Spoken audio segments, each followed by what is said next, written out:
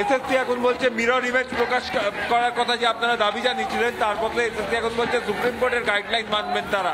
তো আপনাদের দাবি কি সেই এক জায়গায় থাকছে এবং এই আন্দোলন কি রাস্তাতেই আপনারা থাকবেন?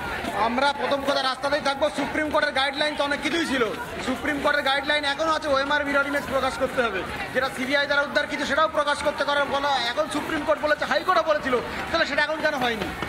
আর যোগ্য অযোগ্যের তালিকা আমাদের দিয়ে দীর্ঘদিন ধরে আমার ভুল বোঝানো হয়েছে যে আজকে 21 তারিখের মধ্যে আমরা যোগ্য অযোগ্যের তালিকা দেবো। আজকে 21 তারিখে হঠাৎ করে বলছে আমরা ফার্স্ট থেকে থার্ড কাউন্সিলিং নেব।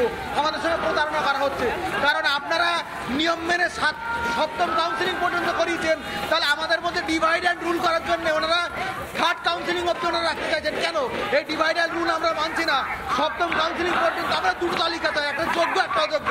সেখানে ফার্স্ট টু 7 কাউন্সিলিং একটা যোগ্য তালিকা থাকবে, ফার্স্ট টু 7 কাউন্সিলিং একটা অযোগ্য তালিকা থাকবে, ওখানে দুটো তালিকা চাই এবং সার্টিফাইড তালিকা।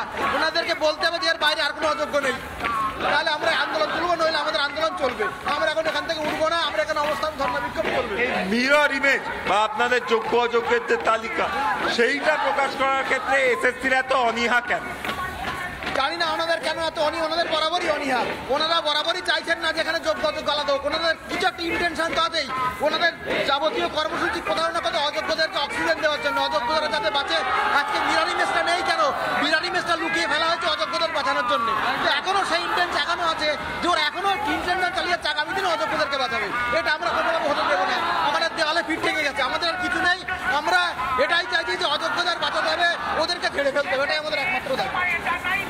অর্থাৎ একবারই দেখতে পাচ্ছ যারা যোগ্য চাকরিহারা তারা কিন্তু জানাচ্ছেন যে তাদের যেটা দাবি যোগ্য অযোগ্যদের তালিকা প্রকাশ করতে হবে এবং সেই অনুযায়ী পুনর্বহাল তাদেরকে করতে হবে।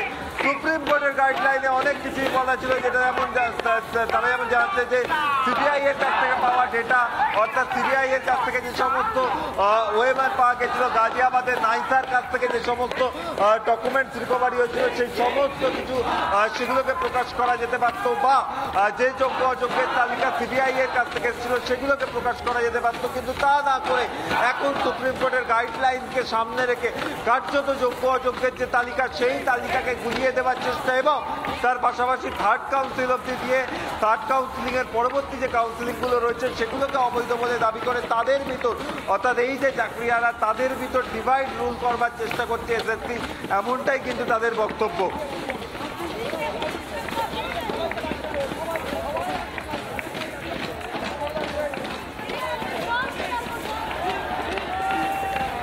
যে ছবি আমরা এই মুহূর্তে দেখতে পাচ্ছি, রাত 1:15 পেরিয়ে গিয়েছে, এখন 12:50 বাজে, লাগাতার চলছে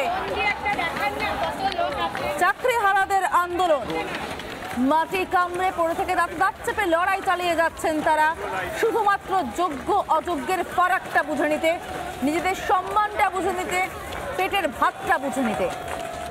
যে ছবিটা দেখতে পাচ্ছেন এই মুহূর্তে, এসএসসি ভবনের সামনে অবস্থানের চাকরিহারারা। একটাই দাবি তাদের, যোগ্য অযোগ্যের ফারাকটা বুঝিয়ে দিক কমিশন। তার বদলে কমিশন শুধুমাত্র এসএসসি যে বার্তা দিল তা শুধুমাত্র সুপ্রিম কোর্টের নির্দেশিকা, আর কিছুই না। নানা ধরনের কন্টেন্ট দেখার জন্য লাইক করুন, শেয়ার করুন আমাদের ফেসবুক পেজ, সাবস্ক্রাইব করুন আমাদের ইউটিউব চ্যানেল। পাশাপাশি অন্যান্য ব্রেকিং নিউজের জন্য অবশ্যই চোখ রাখুন রিপাবলিক বাংলায়।